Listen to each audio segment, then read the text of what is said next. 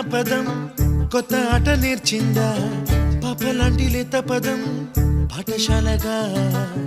కూనలమ్మ జానపదం పల్లె దాటి వచ్చిందా చవళిల జానతనం పాట చూపగా కుంచెలో దాగే చిత్రాలు ఎదురొచ్చేలా అంతటా ఎన్నో వర్ణాలు మంచులో దాగే చైత్రాలు బదులిచ్చేలా ఇంతలా ఏవో రాగాలు